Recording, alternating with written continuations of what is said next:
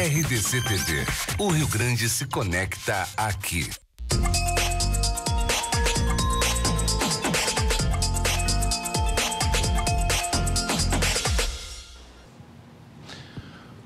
Boa noite, eu sou o Júlio Ribeiro e nesta terça-feira, 7 de agosto, apresento Cruzando as Conversas na RDC Digital.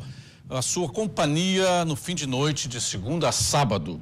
Aqui especialistas debatem os principais temas da atualidade que interferem diretamente na vida dos gaúchos e das gaúchas. Nessa terça-feira, nós vamos debater um tema que é bastante controverso, bastante polêmico, que suscita as posições mais antagônicas, que é a adoção das cotas raciais no serviço público e nas universidades públicas do país.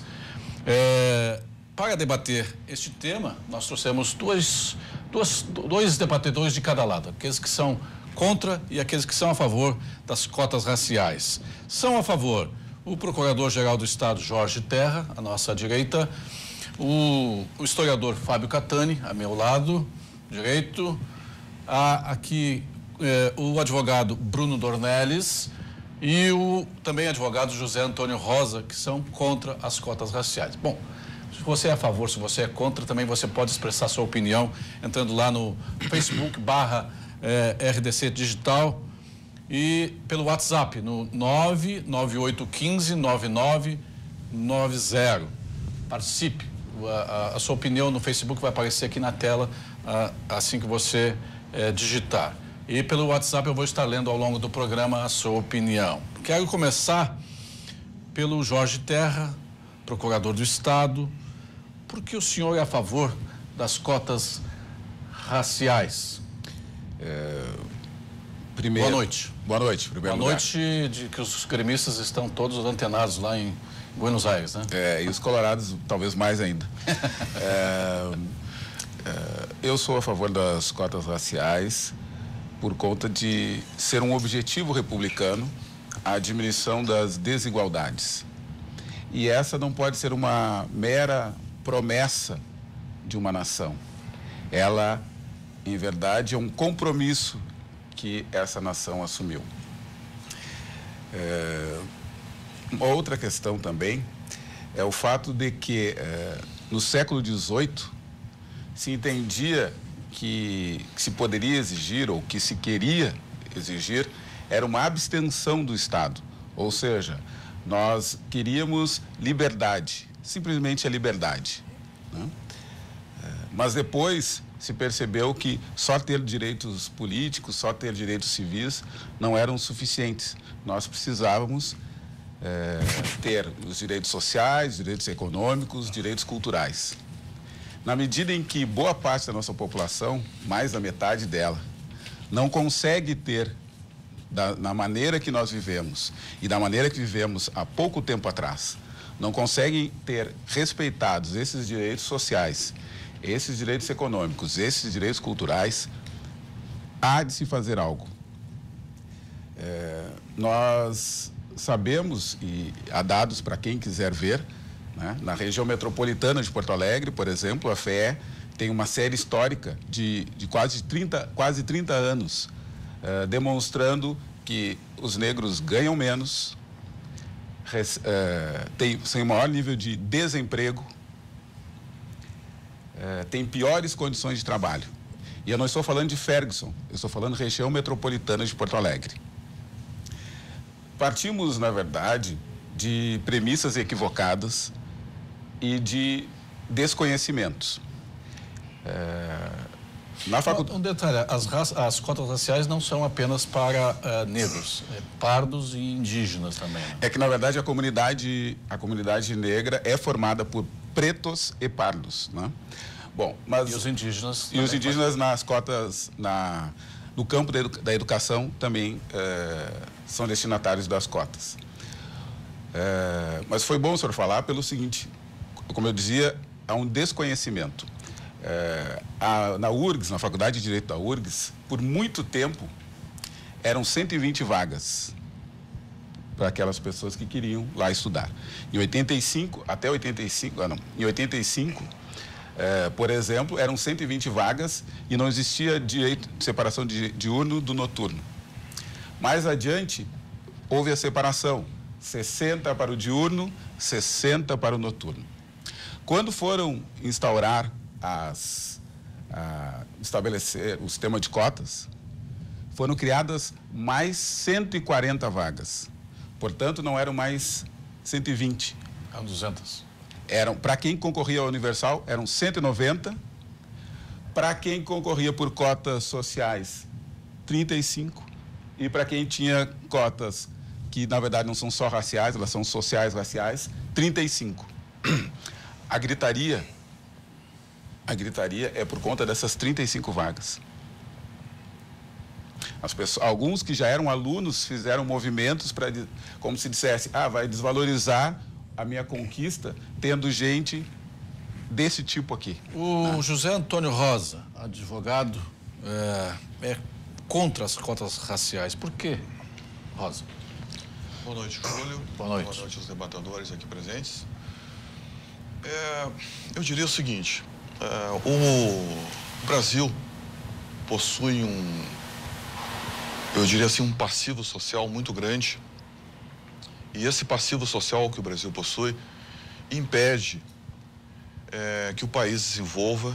Então é preciso pensar uma solução para a gente poder dar um salto de qualidade no país. Com esse passivo social, nem mesmo os Estados Unidos consegue desenvolver. Entretanto, eu entendo que nós deveríamos buscar uma solução mais universal para as soluções do país, e quando eu digo universal, é atingindo a todos os cidadãos brasileiros, sejam eles de que cor for, raça, credo religioso. E a nossa Constituição republicana, ela estabelece um princípio da igualdade. E essa igualdade deve ser respeitada. Essa política de cotas raciais, ela vem demonstrando ao longo dos tempos que não resolve o problema. Então, até mesmo porque se cria um privilégio, já existem obras aí, o próprio judiciário norte-americano já está, eu diria, pendendo a acabar em alguns julgamentos, está restringindo o sistema de cotas nos Estados Unidos.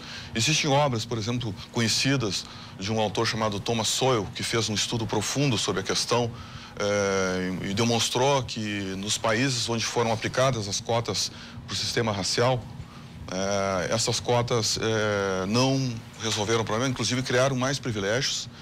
Então é preciso nós encontrarmos uma outra solução que é possível no Brasil, que é possível.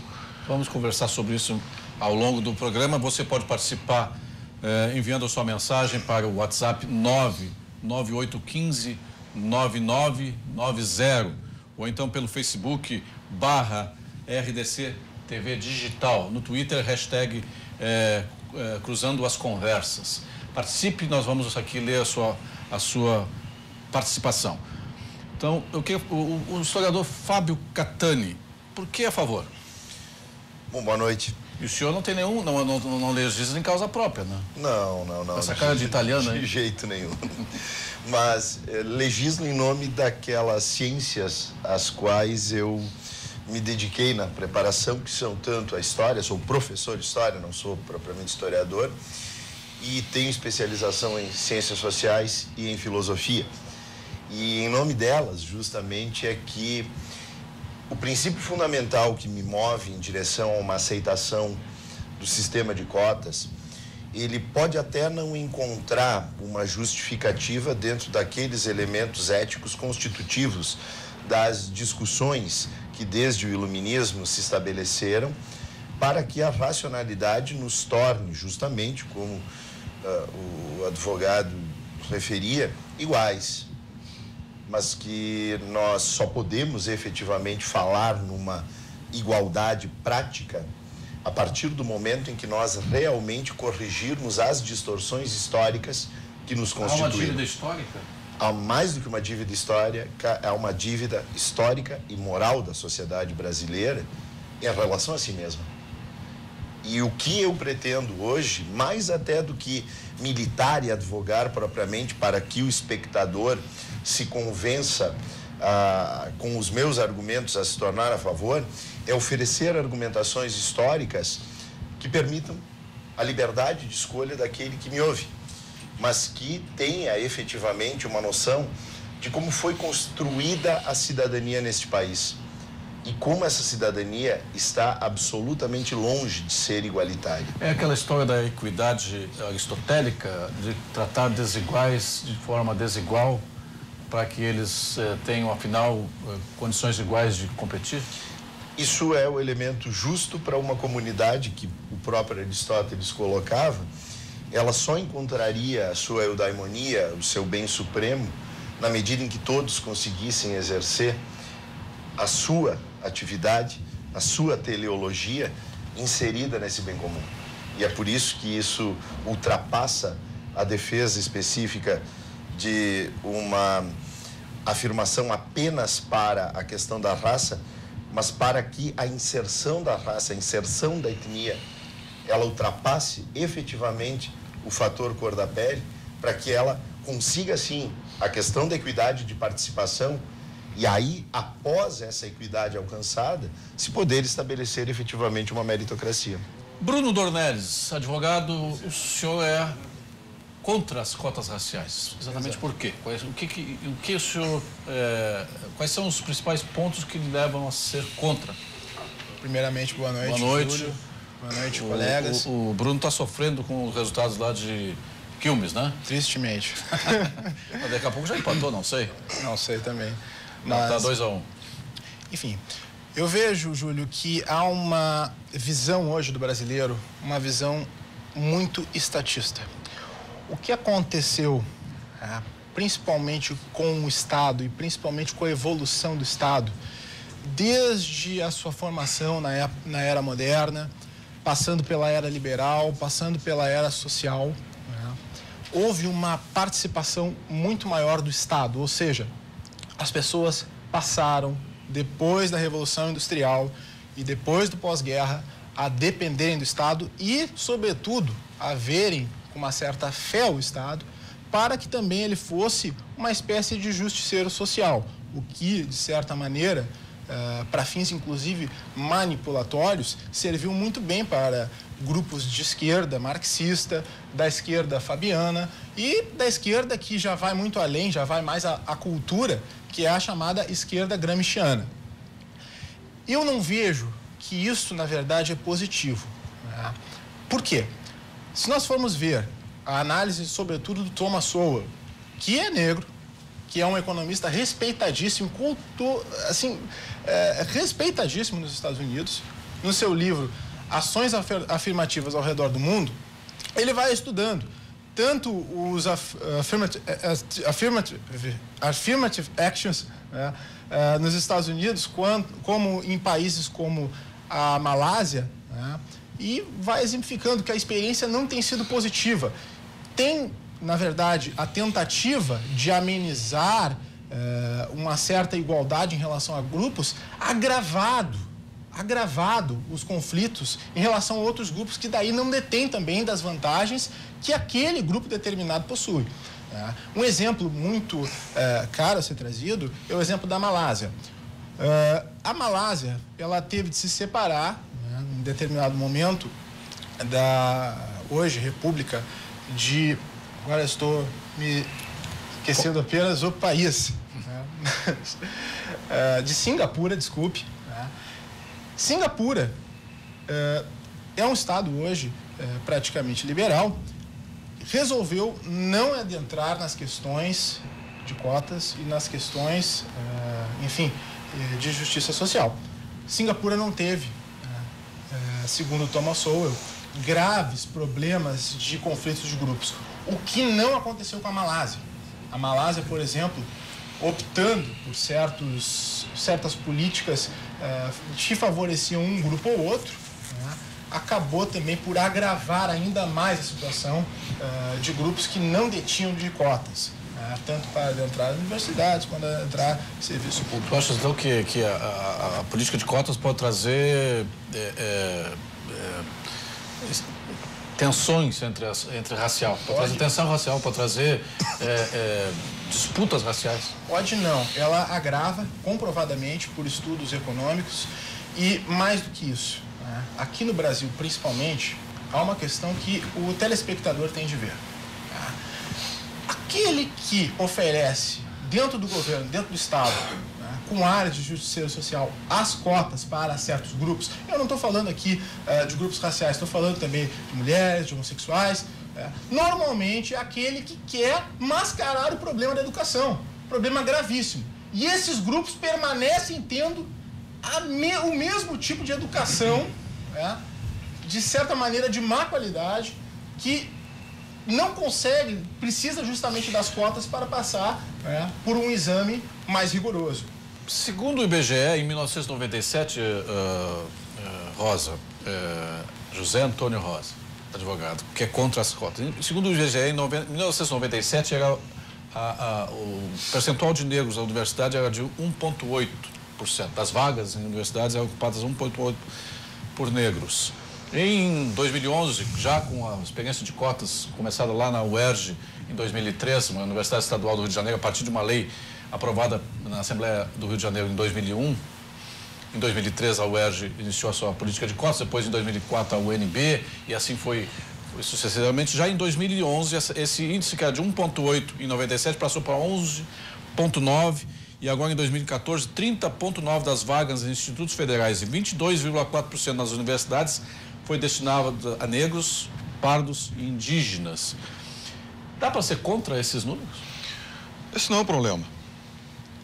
O problema é o seguinte: qual é a qualidade deste estudante? Por que eu digo isso?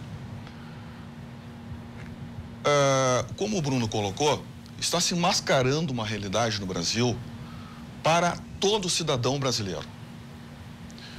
A ideia do sistema de cotas que foi implantada no Brasil, que se passou para a sociedade em busca de um resgate histórico, de uma dívida histórica que eu não vejo sentido, porque as pessoas que hoje estão aqui não têm responsabilidade pelo que ocorreu no passado. Então não se pode cobrar, porque muitos lá, hoje nós temos uma massa também de muitos brancos pobres, né, e que vão ficar alijados desse processo. E quando se busca uma reconstrução nacional, tem que se pensar na sociedade como um todo. Mas a questão que eu digo é exatamente essa. Se colocou com a panaceia do problema o sistema de cotas, mas não estabeleceu até na lei um tempo de 10 anos para revisão. Só que esse tempo de 10 anos para revisão deveria também, quando iniciou o processo do sistema de cotas no Brasil, deveria também ter se iniciado uma profunda reforma no ensino, principalmente o ensino básico no Brasil, para que aquele cidadão que está começando lá, tanto seja ele branco ou pobre, e branco ou negro, pobre ou rico, ele pudesse, a partir daquele momento, iniciar um processo de igualdade de possibilidades e de oportunidades para poder aumentar esse número aí com qualidade. O gap entre o ensino público no Brasil, fundamental, o ensino básico no Brasil e o ensino privado no Brasil é muito grande. E aí aumenta esse gap lá adiante. Não, nós temos um problema, Júlio, maior, porque o que acontece hoje? Só um pouquinho. Você quer participar? Facebook /RDC TV Digital. Ou então no WhatsApp, no WhatsApp 998159990. Ou então pelo Twitter, #Cruzando as Conversas. Participe, o seu comentário vai aparecer ali na tela, o comentário do Facebook, e eu vou ler depois o seu WhatsApp. Nós temos um problema maior, Júlio, que atinge a todos os nossos alunos, todos os nossos estudantes. Há já dados muito claros que dentro das universidades, 40% dos estudantes são analfabetos funcionais. Então, e isso, inclusive, alunos que entram por vestibulares, que entram de forma regular. Então, aí nós estabelecemos um sistema de cotas que reduz barbaramente esse desempenho. Então, qual é a qualidade desse aluno? Porque nós não podemos pensar em resolver o problema de um grupo social, de um grupo humano, e criar um problema para a sociedade. Porque nós precisamos ter engenheiros, nós precisamos ter professores, nós precisamos ter médicos. Qual é a qualidade desse profissional?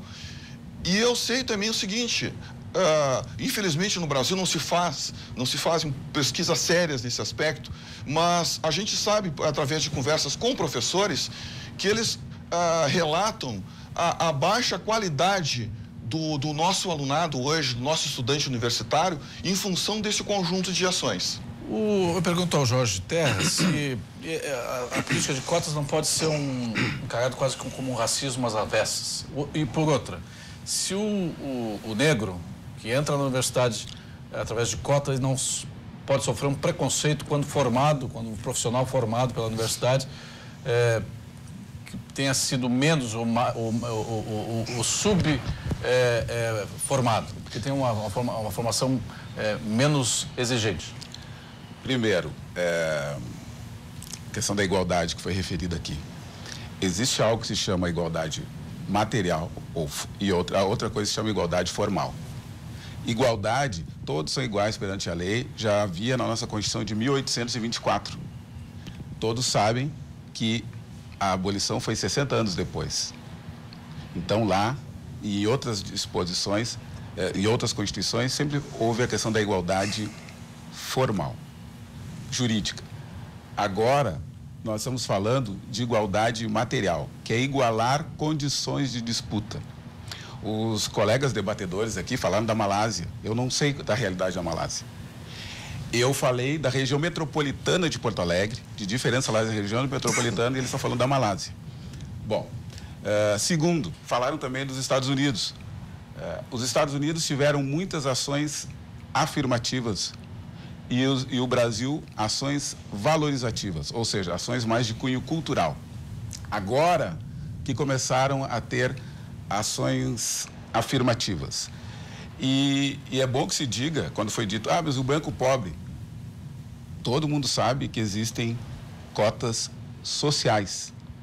Todo mundo sabe que na URGS não adianta, não basta ser negro. Meus filhos, por exemplo, que são rosarienses, eles não se valerão das cotas, porque eles são de escola privada. Em se falar em escola privada e em escola pública, uma discussão que nunca se estabelece é por que existem colégios militares? Porque no final da Guerra dos Farrapos, Guerra do Paraguai, se verificou que havia muitos órfãos. Então se criaram os colégios militares.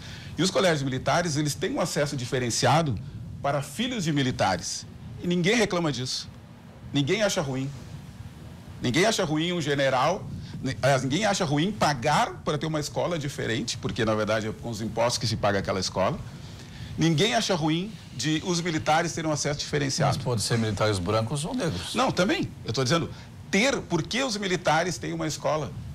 E por que os filhos dos militares têm um acesso diferenciado? E aí não seria até um bom parâmetro para escolas, porque as escolas militares são sempre muito bem colocadas em todos os concursos. Exato. Então por que tem acesso diferenciado? A minha pergunta é essa. Por que tem acesso diferenciado para filhos de militares numa escola de excelência? Isso ninguém reclama, disso ninguém fala.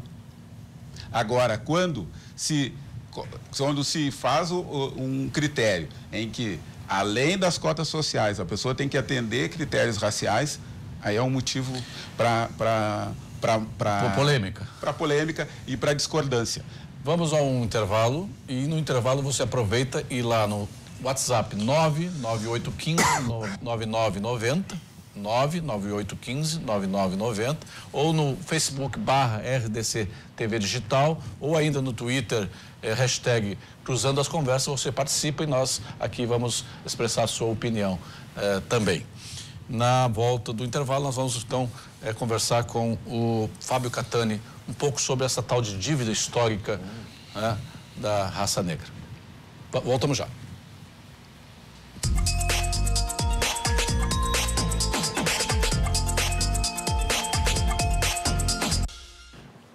Estamos de volta com o Cruzando as Conversas, que nessa terça-feira debate sobre as cotas raciais no serviço público e nas universidades públicas do Brasil. Nós estamos conversando aqui com os nossos debatedores e você pode participar pelo WhatsApp 99815-9990 ou pelo Facebook /RDC TV Digital ou pelo Twitter #Cruzando as Conversas.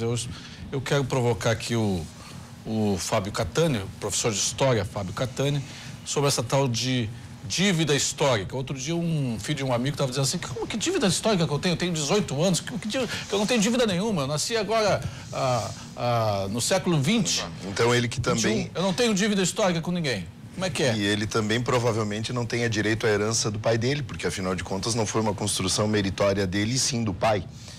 Porque afinal de contas, se nós simplesmente jogarmos para trás, jogarmos para debaixo do tapete numa argumentação das mais rasteiras intelectualmente e desonesta em relação sociológica, como se o capital cultural, como se o capital econômico, como se o capital das relações sociais não se estabelecesse ao longo da tradição histórica, isso é um país que se nega a olhar a sua essência, um país que se nega a olhar suas vísceras e que se nega a entender por que determinadas cicatrizes aparecem na sua epiderme.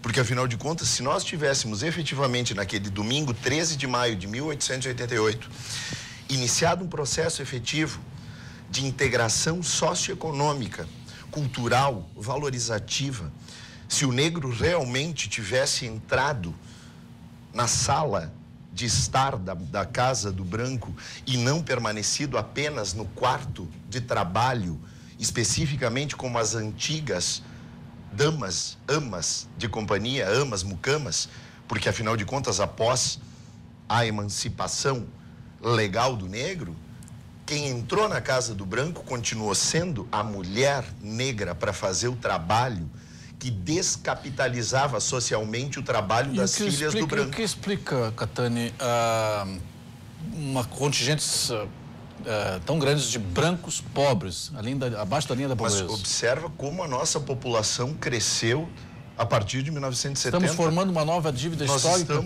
Mas evidente, enquanto não tivermos uma política séria que acrescente, que não negue, mas que acrescente as cotas, a transformação qualitativa da educação, e é interessante porque mesmo aqueles que preconizam o Estado mínimo querem que o Estado cresça ao ponto de oferecer essa educação qualificativa básica, fundamental, e ela não é excludente da relação da cota. José Antônio Rosa, o Estado mínimo, o Estado preconizado por boa parte do pensamento liberal, pode fornecer, pode prover uma educação básica de qualidade? Eu não diria Estado mínimo, eu diria o Estado necessário. Tá? E eu acho muito interessante, né, essa confusão. Isso aí é para, na verdade, enganar as pessoas. Dizer que alguém que é filho, que é neto, não pode receber uma herança, fazer essa comparação. Não, eu não estou querendo enganar ninguém. Já é uma situação de agressão ad hominem e não ad argumentum. Eu só um pouquinho, eu lhe ouvi. Pois é, mas então, não ofendeu. Deixa ele falar. Mas eu não ofendi. Sim, falou em desonestidade intelectual, essa comparação é que rastaquera. Porque se existe um direito hereditário, não vai sair do bolso de terceiros para alimentar a herança dessa pessoa que está sendo beneficiada no direito sucessório. Então, esse tipo de comparação é totalmente insana, né? Se colocar nesses termos a questão. O senhor se sente credor de uma dívida histórica? De forma alguma. De forma alguma. O senhor pode nos contar sobre a minha história? Eu sou filho de um sapateiro, de uma mãe no lar, 3 irmãos, e nós aprendemos em casa que aquilo que a gente ia buscar era com esforço, com a competência e também com o mérito daquilo que a gente estava trabalhando. Nós estudamos, procuramos sempre ser os melhores alunos nas escolas, e a partir desta realidade, eu e muitos negros, amigos, conhecidos, fizeram o mesmo processo e não aceitam essa tal dívida histórica. E vou dizer mais, só fazendo uma correção. As escolas militares não têm como finalidade privilegiar os militares. As escolas militares, elas têm como finalidade ajustar uma realidade dos filhos dos militares, que muitas vezes são transferidos em períodos irregulares. Então, às vezes, um filho de um militar é transferido em agosto por uma necessidade do serviço, onde é que essa criança vai estudar? Ela vai procurar, o filho desse militar vai procurar uma escola militar, porque existe uma realidade do currículo e da grade curricular que favoreça que ele se matricule em qualquer lugar do Brasil onde tenha uma escola militar. E mais, as escolas militares abriram também para os civis, através de concurso, através de mérito, o seu ingresso. Né? Então não se trata de privilégio. E se hoje as escolas militares... Você me permite cruzar a conversa? Sim, claro. Só para ele dizer o seguinte, o que eu estou dizendo é uma coisa bem clara, bem evidente. Eu estou falando do acesso diferenciado. O número de vagas para filhos de militares é maior do que o filho. Por esse motivo. Maior. Então, por esse motivo isso não é uma cota. Não, eu não é uma cota para filho de militar. Não é. Então... É para ajustar uma realidade. É para ajustar uma realidade da vida militar. Ajustar, galera. Você está usando e uma realidade histórica. Ajustar. Você está usando uma palavra que não diz nada. Diz sim. Não diz nada. Ajustar. O que é ajustar uma realidade? Se um militar for transferido em agosto e toda setembro... escola é obrigada a aceitar aluno. Não precisa ser colégio militar. Toda escola é obrigada a aceitar aluno transferido. Se tiver uma escola militar, ele vai ser matriculado na escola militar. Se não tiver, aquela criança, aquele jovem, vai ter que se submeter a essa realidade. O senhor está pegando uma exceção. Então, o senhor está pegando uma exceção. Sim, eu estou falando de transferência. A maioria das vagas nas escolas militares é para militares nessas condições. O senhor está falando em transferência. E um detalhe. Mas aqui se hoje nós temos escolas militares... você não sabe nada. Se hoje nós temos escolas militares, eu estou falando porque eu fui militar. Eu estou vendo. Tá? Pois é, então. Mas não se informou. Eu estou lhe informando para esclarecer que talvez o senhor não conheça. Não, eu conheço. Então eu estou colocando exatamente esse tema. E se hoje nós temos escolas militares de qualidade... Se hoje nós temos escolas militares de qualidade, é porque nessas escolas não colocaram um lixo chamado Paulo Freire, não colocaram um lixo chamado pedagogia do oprimido, que transformou o ensino brasileiro nesse charco. Mas isso aí já é outra discussão. Onde os nossos alunos... Isso aí já é outra discussão, já é um outro programa. Mas vale só para esclarecer, Júlio, só para esclarecer. Hoje, o ensino brasileiro é um dos piores do mundo. Participe através do WhatsApp 99815-9990. Nós queremos saber a sua opinião. E também pelo Facebook /RDC TV Digital. Ou então pelo Twitter, hashtag Cruzando as Conversas. Conte um pouco da sua história, procurador. Como é que o senhor chegou a procurador, senhor Jorge Terra? Pergunta se for por cotas também para ele. Não existia cotas. Quando tá bem. Tá. Mas só para esclarecer. Não, também. Mas eu não vejo a vida, de uma maneira individualista. Nem eu.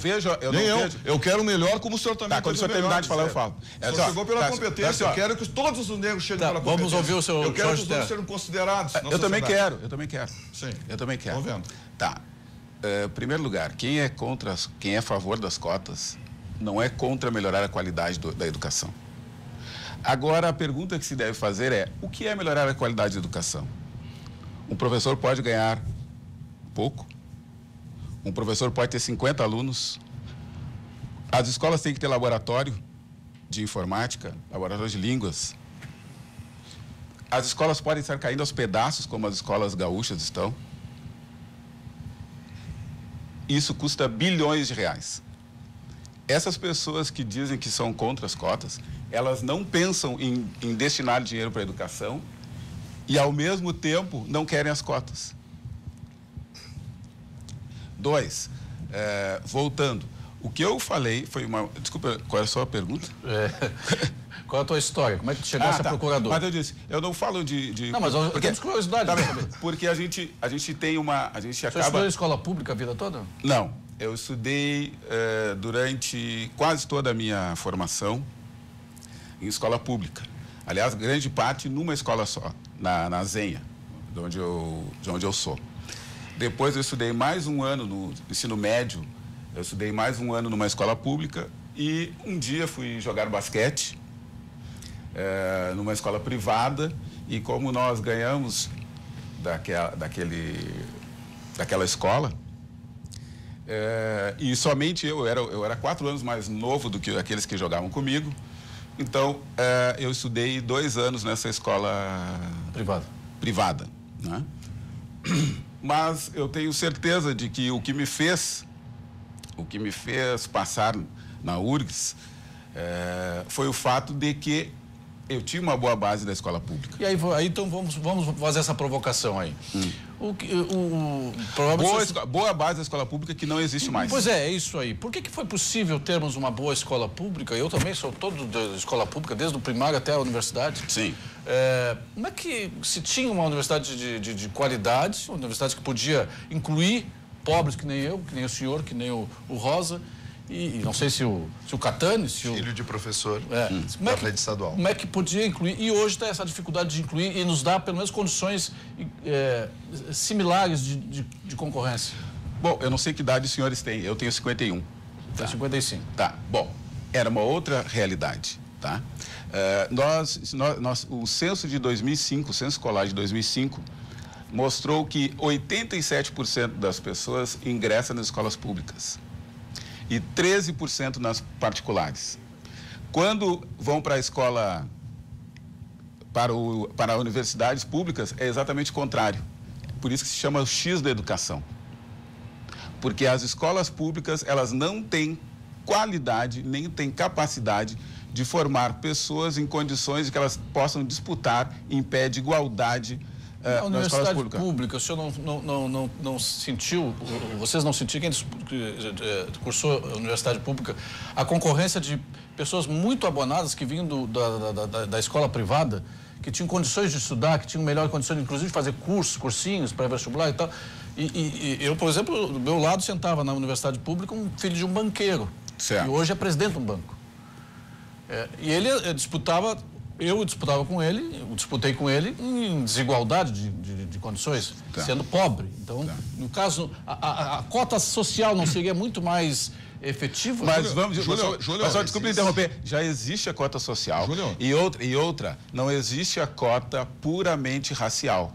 A pessoa tem que atender o requisito social para depois ocupar uma vaga na cota social. Portanto, se estudou... Primeiro na social para depois na racial. Isso. Se estudou no Rosário, no Anchieta, não vai participar do sistema de cotas. Quem é do colégio militar, como é uma escola pública, esse vai. Sendo branco ou sendo negro. Vai poder participar das cotas. E aí, Bruno Dornelles, o que tu fala aí? Tu estava quietinho aí, fala para nós. Eu vejo que hoje nós estamos, infelizmente, amordaçados por um politicamente correto. E principalmente um politicamente correto fundado em uma falsa dívida em relação a isso. Primeiro porque nós não vivemos essa realidade. A realidade daqueles tempos eram outras. E segundo, o trato que hoje a grande parte da cátedra dos profissionais de história vem dando problema. Hoje nós temos um grave problema no Brasil, um grave problema filosófico. Nós temos uma herança lusitana chamada nominalismo, que simplesmente você coloca um jargão na cabeça da pessoa e a pessoa acha que aquilo ali se explica sem nenhuma complexidade, como se, por exemplo, o passado fosse, na verdade, uma grande guerra entre brancos e negros. E que hoje nós temos de pagar uma conta por uma outra realidade que não foi a nossa, que não é tolerada pela nossa sociedade, que já incluiu esse tipo de conduta como crime, e que, se nós formos ver pela história, é muito mais complexo do que isso. Se nós formos ver, por exemplo, livro de um economista chamado Demon Acemoglu, pertencente a uma escola de esquerda, London School of Economics, escritor do livro Por que as Nações Fracassam. Ele analisou, por exemplo, esse problema do Zimbábue. Sei que já fui ironizado aqui por falar da Malásia, em que pese seja um problema humano, ele vai funcionar da mesma forma. Grupos funcionam quando se tem uma vantagem de um grupo, o outro grupo também vai, obviamente, reagir a essa vantagem. O contrato social, o Estado é para servir para todos e de maneira igualitária em sentido estrito. Quando nós começamos a olhar para um Estado como se fosse um justiceiro social, como se fosse um justiceiro social, a gente, infelizmente, vai perdendo a própria noção da igualdade. O Estado tem de estar lá, mas tem de estar lá não para privilegiar alguns, nem para mascarar problemas. O que o Zé colocou aqui em relação a Paulo Freire tem toda a raiz do problema, principalmente educacional. O que aconteceu? Essa pedagogia invadiu as escolas públicas e hoje nós estamos mascarando esse problema com cotas. E eu não estou falando aqui só de cotas raciais, também todo tipo de cota vai mascarar esse problema. E isso que é importante para a sociedade prever. O problema é simples, somos nós que estamos complicando. A participação do telespectador aqui, o Sairon Quadros fala assim: meu amigo, a cota não discute a qualidade, sim a oportunidade. Se ele vai sair ou não vai, vai depender da qualidade, tão somente dele. Quem mais aqui? Se eu conseguir fazer funcionar, você pode participar através do 999-9815-9990. Catani, essa tensão social criada por um privilégio, segundo a opinião do Bruno, não pode desembocar logo adiante aí quase num desentendimento civil, quase? Mas as tensões sociais que foram geradas em 354 anos de escravidão não desembocaram em uma revolução social.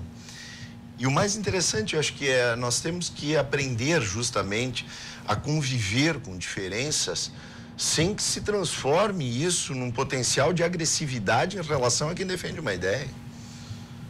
Em primeiro lugar, a adjetivação, sou aqui advogado de Paulo Freire, mas transformar um pensador com arcabouço teórico em lixo, eu desconsidero esse tipo de argumentação como positiva para qualquer proposição democrática que nós estabeleçamos. Um outro aspecto que é fundamental é que nós ainda precisamos aprender a discutir, a dialogar como sociedade, em busca não apenas daquele consenso que Habermas racionalmente idealizava e que ele me parece bastante utópico, mas eu gosto de uma filósofa contemporânea chamada Chantal Mouffe, que nos coloca a ideia de que justamente a divergência ela é salutar para que nós possamos estabelecer avanços sociais. Só que aprender a lidar com essa diferenciação é um princípio básico de cidadania. E o Brasil, ele, justamente por não conseguir estabelecer uma criticidade na argumentação desde elementos fundamentais, acaba resultando justamente numa nivelação dramática das possibilidades. O Felipe Leiria, pelo WhatsApp aqui, diz o seguinte: como é que os debatedores que são contra as cotas justificam as diferenças de acesso entre negros e brancos nas universidades e no mercado de trabalho? Se não é dívida histórica, é o indivíduo? É uma questão social ou genética, parece, na sua opinião? Rosa. Primeiro esclarecer o seguinte: eu vou reafirmar o que eu disse em relação ao Paulo Freire. Tá?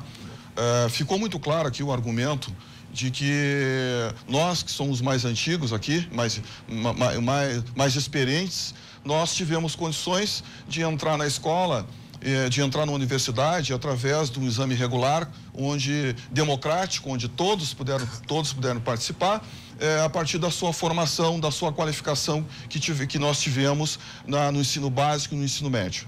Então, no momento que a gente qualifica as pessoas, dá condições para elas de ter um acesso a conhecimentos sólidos e habilidades, as pessoas conseguem chegar por seus próprios meios, pela sua qualificação e pelo seu mérito, atingir os seus objetivos, como foi o caso de todos nós aqui, né? Principalmente os mais antigos, sem precisar de cotas ou algum outro benefício ou algum privilégio. A Letícia Padilha pergunta, ela diz assim: um negro que conseguiu ascensão profissional é uma exceção.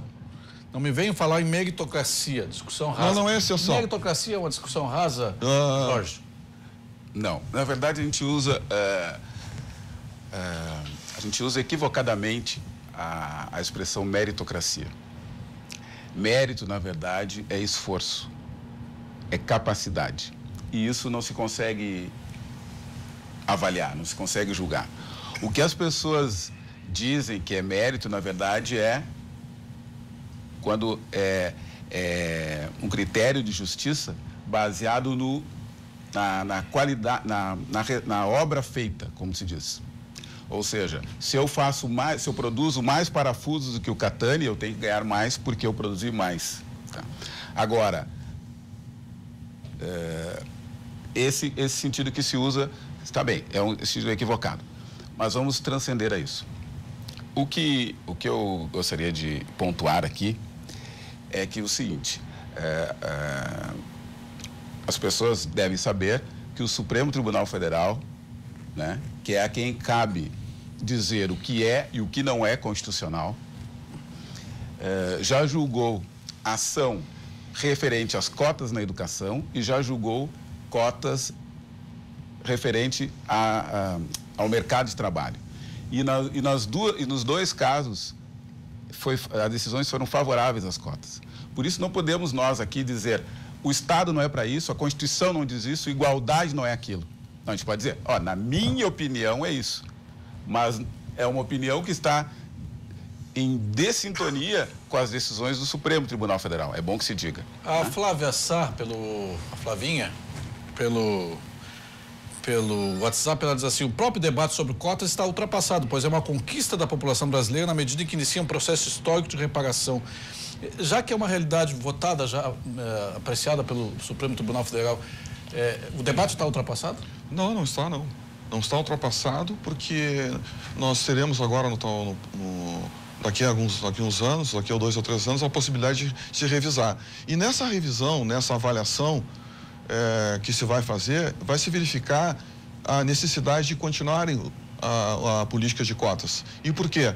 Porque aquilo que deveria ser feito lá no ensino básico, de preparar o negro para tirar um negro dessa condição em algum momento, ou pobre nessa condição, não vai ser possível, porque o ensino brasileiro está cada vez pior. Esta é a realidade que a gente tem que observar. Ou seja, se cria um privilégio, se cria um benefício, tem que também se criar a porta de saída. E essa porta de saída não existe a partir do momento que não se estabelece as condições fundamentais, elementares, para que as pessoas possam, através delas, atingir os seus objetivos. Então, aí dentro dessa realidade que nós observamos, onde se cria uma porta de entrada e não se cria uma porta de saída, eu vou ganhar, eu vou produzir mais parafuso que o Catani e vou continuar achando que isso está errado. O Felipe Leguer, que já mandou aqui pelo WhatsApp, eu não estou gostando pergunta... que todo mundo está produzindo mais parafusos que eu. Os debatedores que são contra cotas explicam a diferença de acesso à educação, é que nós já estamos falando aqui, o que o Rosa já falou. Estava falando, Catani? Não, eu fui justamente fazer uma brincadeira até para criar um relaxamento do tema. Tu vende parafuso, é isso? Eu não entendi. Olha, eu na verdade tinha alguns a menos, eu até estou procurando ver se eu encontro alguns necessários. O senhor me permite uma questão? Até para que não passe em albis aqui, algo que imagino que seja de conhecimento de todos. Não passa em quê? Em branco. Ah, garoto, senhor, em albis. Desculpa. Mas assim, havia leis que não permitiam que os negros estudassem. Desde 1853. Havia lei que não permitia que os negros tivessem terras. Inclusive, hoje eu li que no projeto para a Constituinte de 1823, havia a ideia de que os negros com a abolição, tivessem terras. Mas isso não foi levado adiante. As pessoas parecem que têm uma certa dificuldade em mensurar a passagem do tempo. Porque elas imaginam que 130 anos era um tempo que já dava para resolver os 350 anos de escravização. A minha avó, se estivesse viva, teria 108 anos. 130 anos não é uma eternidade. Então, é da minha avó para minha mãe e eu. Quanto tempo o senhor acha que devemos manter cotas raciais no Brasil? Por quantas gerações? Eu não, esse cálculo eu não sei lhe dizer. Eu sei lhe dizer... Vai chegar um momento que não serão precisos? Não vai chegar. Não vai chegar pelo seguinte fato. Porque todos que têm assumido não têm feito investimentos na educação. Direita e esquerda. Direita e esquerda não fazem investimentos na educação. O senhor imagina que um governo que está há 4 anos pagando salário atrasado então deixa eu lhe provocar. Tem dinheiro para investir na educação. Deixa eu lhe provocar. O município de Porto Alegre está pagando parcelado. Tem dinheiro para investir na educação. Deixa eu lhe provocar. O senhor deu uma estocada aí no Estado mínimo aí. Mas será que não tem dinheiro justamente porque o Estado está gordo demais, pesado demais em coisas que não são as essenciais, que é educação, saúde, segurança e infraestrutura? Será que é porque o Estado precisa ter coisas, um aparato tão grande que o impede de... por exemplo? O Estado aqui no Rio Grande do Sul nós já tivemos fábrica de rapadura. Não, tá bem. Fábrica de cachaça. Não, já teve, quando o Collor assumiu, tinha fábrica de calcinha. Tá. Agora eu digo, não, mas hoje a gente vai cortar no quê? Hoje tem, sei lá. O que está demais? Espero que você não diga a procuradoria. Então, mas me diga, o que tem, onde é que tem demais? Onde é que a gente deveria cortar? Quer que eu diga? Eu digo. Nós temos só a nível federal, nós temos mais de 150 estatais, só a nível federal. Se nós levarmos para os estados, isso aí se toma uma proporção quase que exponencial. E vou dizer mais. A questão é o seguinte, o Brasil... Você disse que no estado, como é que é? A nível federal nós temos 150 estatais, tá? Todas elas, praticamente, a maioria delas estão prejuízo. Mas tem um detalhe, o Brasil é um dos países do mundo que tem um maior percentual do PIB destinado à educação. Então nós temos alguns problemas aí, Júlio, que nós temos que avaliar. Primeiro deles é o seguinte, nós temos um problema de gestão desses recursos. Segundo, até inclusive comparando com países do primeiro mundo, esse percentual do PIB. Então nós temos um problema de gestão. O segundo problema que nós temos é da qualificação mesmo. Se nós formos olhar os países que desenvolveram, que deram um salto de qualidade através da educação, como Singapura, a Coreia do Sul, o Chile aqui na América Latina e a Argentina aqui na América Latina, foram países que primaram pela qualificação por sistemas, por pedagogias que realmente deram resultado. Aí nós aplicamos aqui uma pedagogia do oprimido e da mediocridade que está jogando a educação no Brasil no lixo. O Brasil é um dos piores países em avaliação, na avaliação do IDEB e na avaliação do PIB. E a nível universitário, a mesma coisa, o Brasil está lá embaixo. Os nossos alunos, Júlio, não conseguem... Continuamos no segundo bloco, no terceiro bloco, que o Rosa, quando pega uma segunda marcha, vai adiante. Vamos fazer um rápido intervalo comercial, voltamos logo que o debate está bastante quente e você pode participar enviando o seu WhatsApp 998159990, participando pelo Facebook /RDC TV Digital, ou então pelo Twitter, hashtag Cruzando as Conversas. Já voltamos.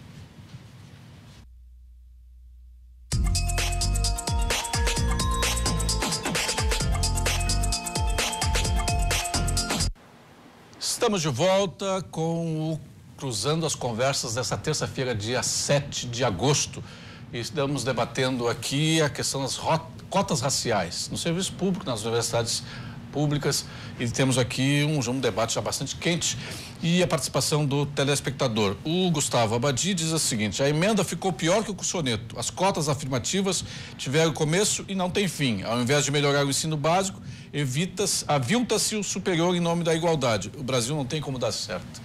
Eu acho que ele meio que concorda com o senhor Rosa. O Jorge, eu já estou íntimo do Jorge Terra aqui, chamando ele de Jorge. Tá aqui, eu estou chamando de Jorjão aqui. Jorginho.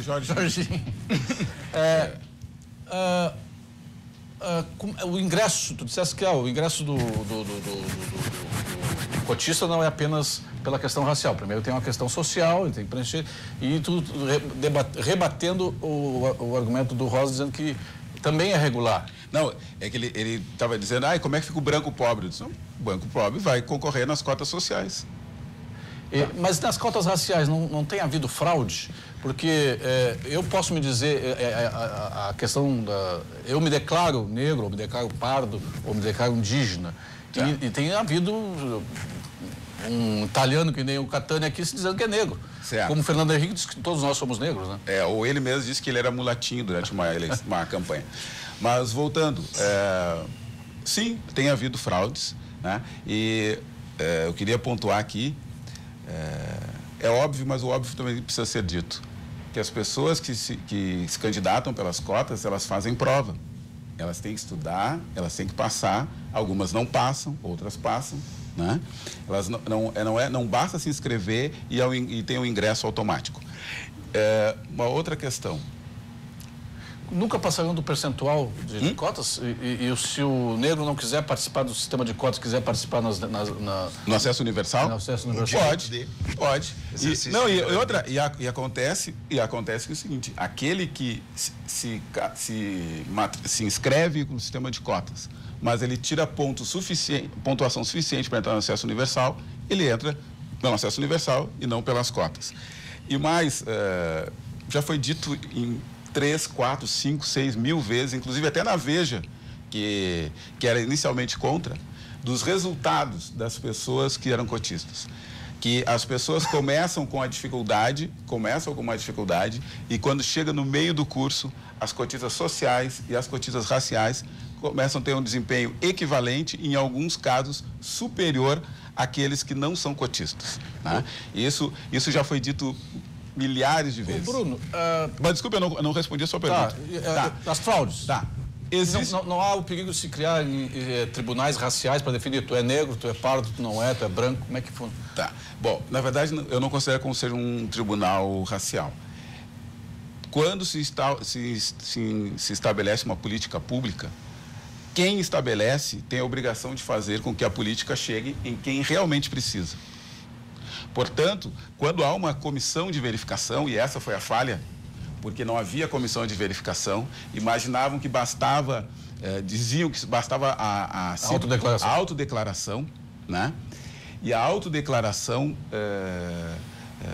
servia para outros momentos, para esse momento não, porque se imaginava um padrão moral que as pessoas não tiveram. E eu queria deixar bem claro que quem frauda não são os negros, quem frauda são os brancos. Se dizendo como negro. Exato.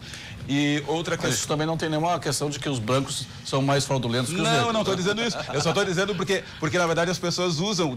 como tem fraude, então não pode ter. Sim. Não. A fraude não é do beneficiário, da cota. Não pode beneficiar o infrator, né? Mas, Bruno, esse negócio de cota, por exemplo, há um tempo atrás se verificou no Brasil que a mulher participava pouco da política. Tinha poucos deputadas, poucas vereadoras, poucas senadoras, enfim, e se criou uma cota de 30%, se eu não me engano, entre candidatos, na nominata de candidatos dos partidos, que as mulheres, obrigatoriamente, 30% da nominata tem que ser de mulheres. Só que acontece a seguinte situação, não tem mulher suficiente para participar. Às vezes os partidos têm que sair a cata de mulheres, e na última eleição teve 12 mil mulheres, se eu não me engano, que não tiveram nenhum voto. Nem o voto delas. Então, esse sistema de cota também não pode, eventualmente, pode ser um avanço no primeiro momento, não pode ser um retrocesso no segundo momento? Sem dúvida.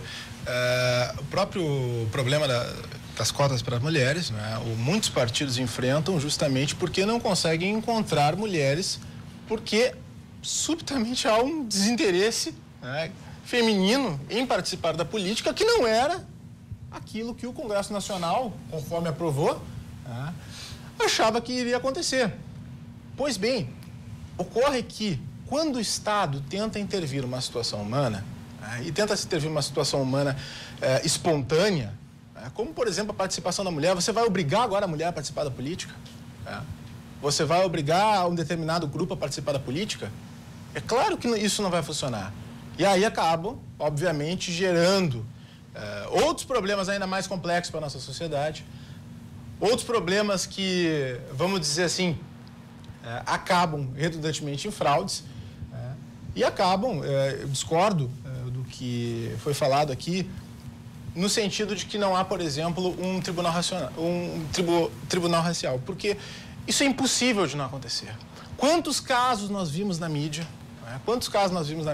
de pessoas que claramente não poderiam ter sido classificadas dentro daquelas cotas, principalmente das cotas raciais. Sim, mas aí damos a razão ao Jorge, que diz que isso não é um problema dos negros, né? De quem fraudou. É problema de quem fraudou. Não necessariamente, porque qual é que vai ser o critério? Não, mas agora nós tem as comissões verificadoras, tem? Necessariamente miscigenado. Tem comissão verificadora. A Geisa nos perguntou aqui pelo Facebook, a Geisa Dornelles perguntou se o formado por cotas, ele também vai precisar de cota no mercado de trabalho. Olha, eu respondo porque eu sou professor já de preparação para provas do Enem e os vestibulares há 22 anos, e eu tenho já, e foram poucos, porque como eu trabalho num curso que um dos critérios fundamentais é um preço diferenciado, então eu tive até hoje, nesses 22 anos de trabalho, 1 a 2% de alunos negros. E dentre aqueles que eu tive que acabaram se transformando em cotistas, muito mais pela origem social e por terem conseguido algum capital social que lhes permitiu o espaço, eu tenho já um brilhante cardiologista, um excelente neurologista, muito bem colocados e que entraram na Faculdade de Medicina da Universidade Federal do Rio Grande do Sul pelo sistema de cotas. Então a cota não enfraquece a formação? Não, pelo contrário. Na medida em que a pessoa tem acesso à URGS, é das melhores universidades. Aliás, já foi escolhida a melhor universidade do Brasil. Quando a pessoa tem acesso a um ensino de qualidade, eu não posso imaginar que ela vai sair mais fraca do que entrou, né? O que as pessoas também esquecem que as cotas não são uma via de mão única. Elas são mais do que qualquer coisa para melhorar as instituições, para que haja diversidade nas instituições. As pessoas têm que as instituições, elas não existem para si mesmas. O judiciário não existe para si mesmo, a Procuradoria-Geral do Estado não existe para si mesma. Ela existe para prestar serviço para a sociedade. Então, na medida em que eu tiver pessoas com diferentes vivências no meu interior, ela vai ser uma instituição mais apta a entender as necessidades e de criar soluções para essa... Se paralelamente nós trabalharmos por todos nós aqui nos juntarmos e brigarmos por uma educação, uma formação lá do primeiro ano, segundo ano do ensino básico melhor, para que o negro, o branco, o italiano, o japonês, eles todos possam ter condições similares ou iguais. E até lá. Sim, mas isso... Esse é o detalhe, mas o elemento da cota... Processos educacionais, eles demoram cerca de 20 anos. Sim, mas aí tu dissesse que as cotas raciais não tem tempo para terminar, pode fazer quantas gerações? Não, eu disse porque, na verdade, não investem em educação. Nem aqueles partidos que se dizem comprometidos com a educação investem na educação. Então, as cotas vão perdurar por conta disto, né? Não seria o caso de nós todos brigarmos para que elas sejam desnecessárias? Não, mas numerosas pessoas já fazem isso. Brigam por ensino público de qualidade, né? Mas não é isso que a gente encontra. Rosa, o que é um ensino público de qualidade que possa acabar com a necessidade de termos cotas? Nós não precisamos inventar roda, Júlio. Não precisamos inventar roda. Nós temos um modelo, vários países que implementaram um sistema de educação buscando resultado. Países que planejaram o seu futuro como nação e buscaram aquilo que é realmente melhor. O que nós temos hoje no Brasil é uma transformação da educação num sistema, num aparelho ideológico.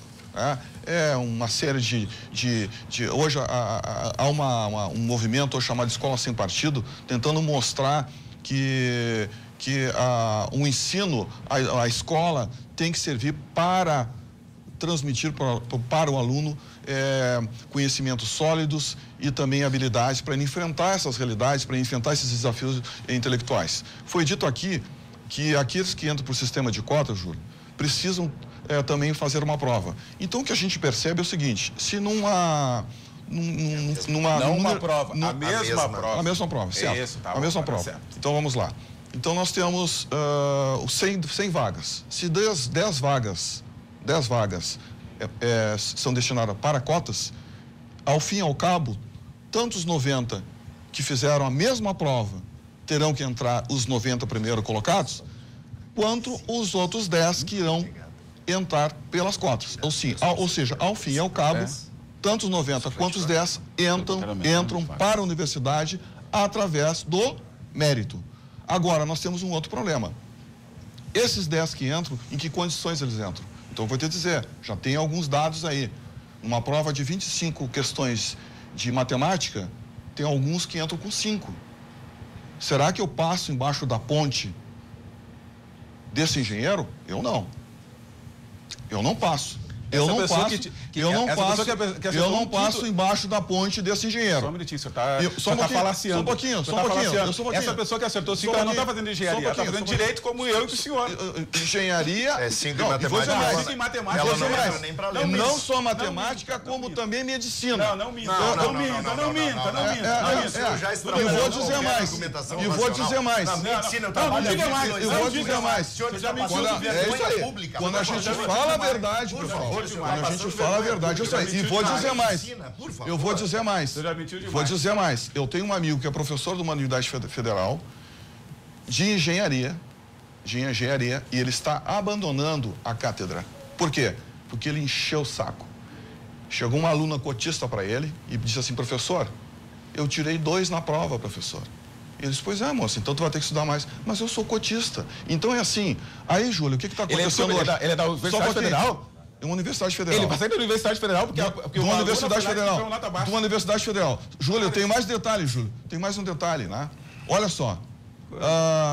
Foi dito aqui que as cotas serão para sempre. Ou não se sabe quanto tempo. É isso que eu estou colocando. Quando não se faz aquilo que é o fundamental, que é o básico, é o processo. É uma porta de entrada sem porta de saída. Mas e tem mais um detalhe, Júlio. Júlio, deixa eu só encerrar.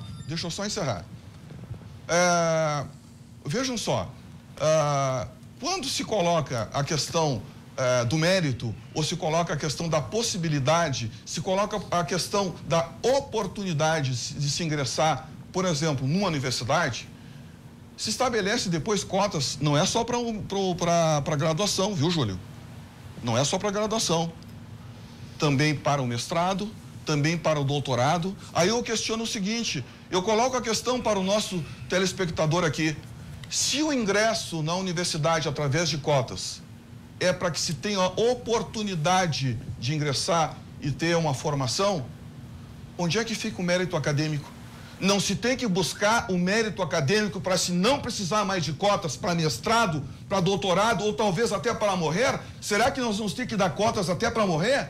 Então, se o cotista entrou na universidade por cotas, para ter oportunidade, ele tem que buscar a excelência acadêmica para não precisar mais de cotas para mestrado, doutorado, juiz, para médico.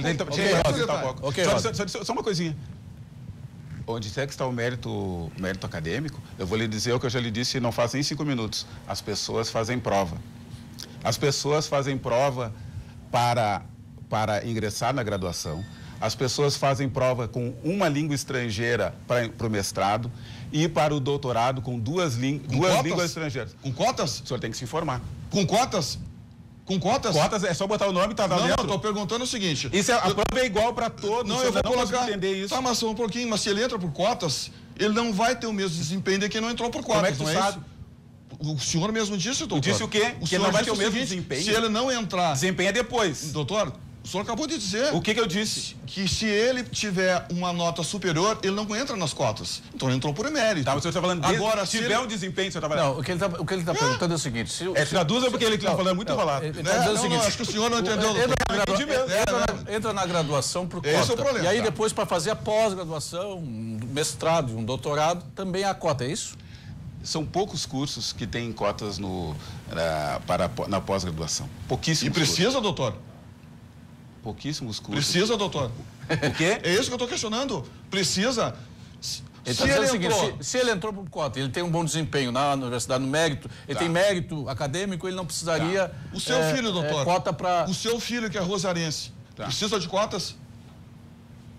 Meu filho é rosariense. Precisa de cotas? Não, ele não entrou, não, ele não vai ter cota. Senhor, ele jamais precisa de cotas. De novo. Ele vai buscar cotas na Universidade Federal? Só um pouquinho. Eu estou lhe perguntando. O Pedro está dormindo essa hora. Não, eu estou lhe perguntando para o senhor. Mas o senhor está fazendo uma bobagem. Não é. O senhor está perguntando se um aluno do Rosário... Ele não pode O seu ter filho. O seu filho que é rosariense. Tudo bem. Meu filho tem 9 anos. O seu filho que é rosariense. Estou tentando lhe responder. Deixa eu explicar. Tô tentando responder. Meu filho tem 9 anos. Meu filho estuda inglês desde os 4 anos de idade. Sim. Meu filho já foi para a Europa 2 vezes. Meu filho tem um padrão de vida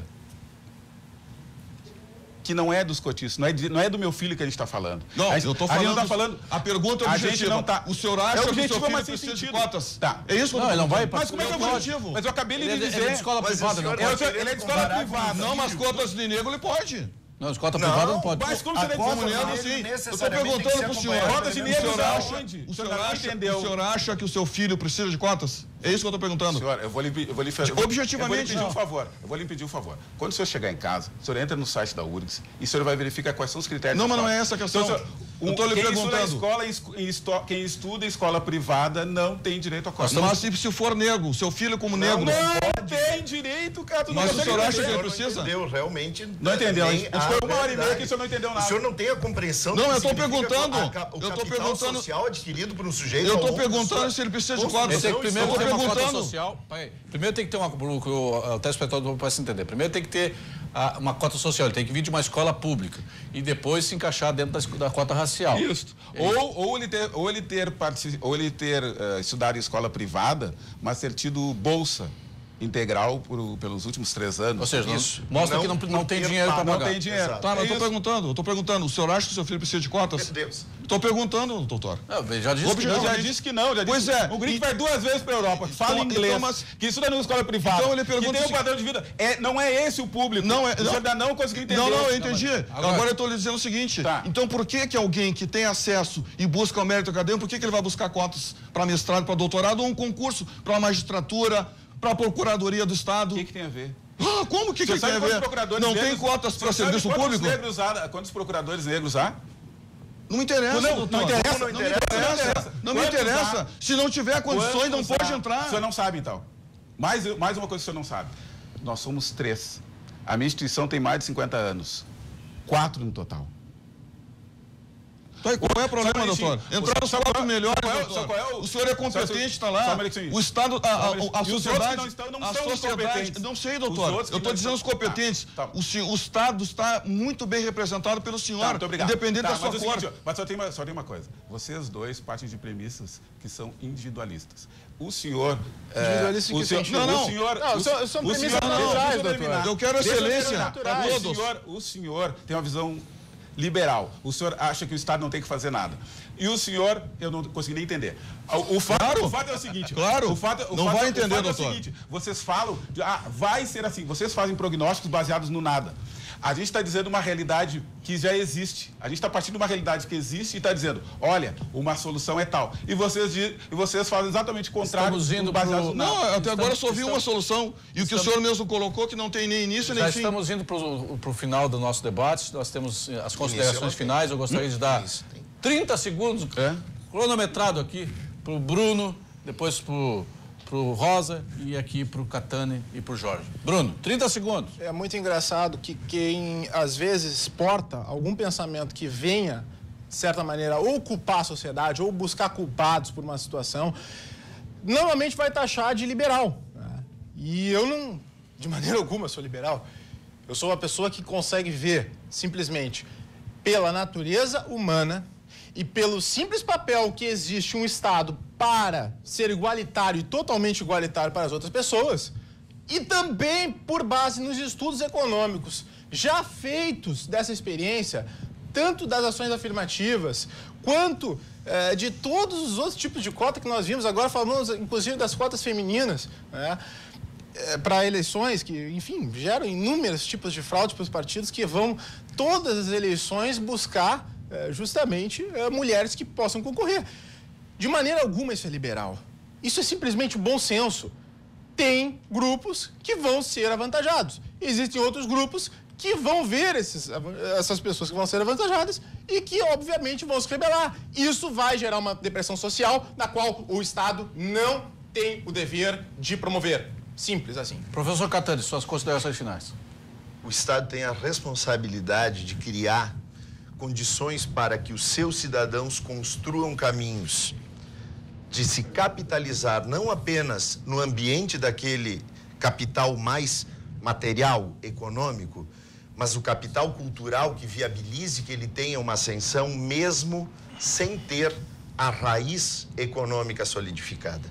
E que a partir desse capital intelectual, cultural, ele consiga estabelecer o capital de relações sociais que também sirvam para que ele realmente se integre a uma sociedade que compreenda o significado de cidadania e que consiga entender que a discussão democrática, ela pressupõe o contraditório e ela tem que se fundamentar muito mais na argumentação do que na gritaria. É isso. Rosa, o advogado José Antônio Rosa, que é contra as cotas raciais. Suas considerações finais. Júlio, eu queria agradecer muito a emissora, a tua mediação, a possibilidade de nós podermos debater e esclarecer para a sociedade alguns pontos que são importantes. Então, eu só tenho a agradecer muito a oportunidade. Jorge. Em primeiro lugar, eu quero Temos ainda alguns minutos. Sobrou alguns minutos. Hã? Tá. 4 minutos mais ou menos ainda temos aí de programa. Vamos democratizar esse tempo. Eu quero agradecer a oportunidade aqui desse debate. Agradecer, inclusive, aos contrários, porque quando nós ficamos falando só em iguais ou com iguais, nós acabamos não vendo o outro lado, as outras opiniões. E é justamente isso que uma sociedade não pode fazer. É imaginar que alguns lugares são reservados para determinadas pessoas e não trabalhar para que seja realmente um espaço democrático. Né? É justamente essa a função do Estado, pelo constitucionalismo moderno, é isto. Um Estado ele tem que criar situações em que as pessoas possam desenvolver suas potencialidades.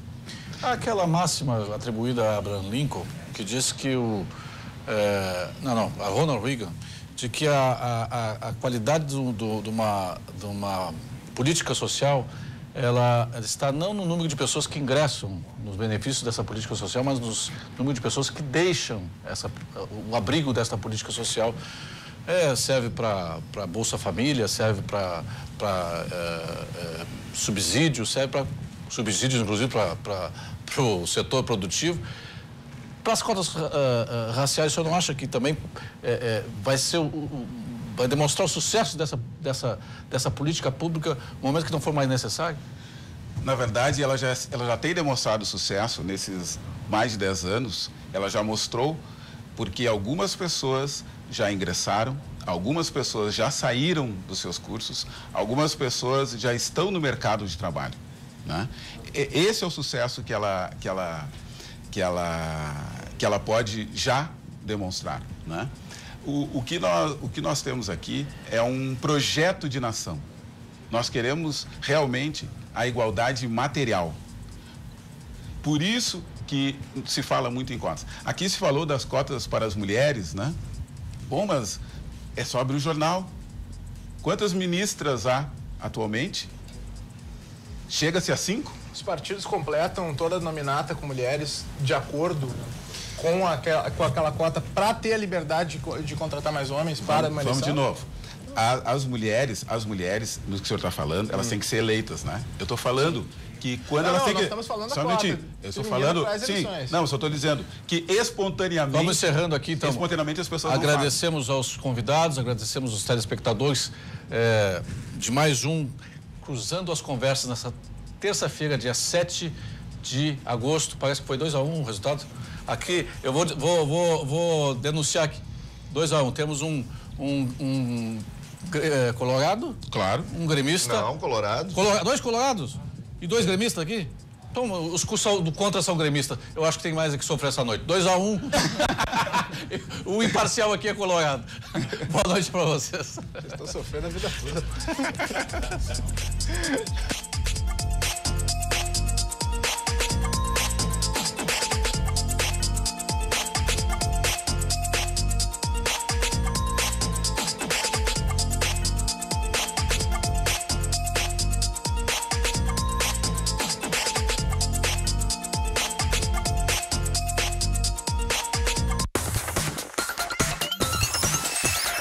RDC TV.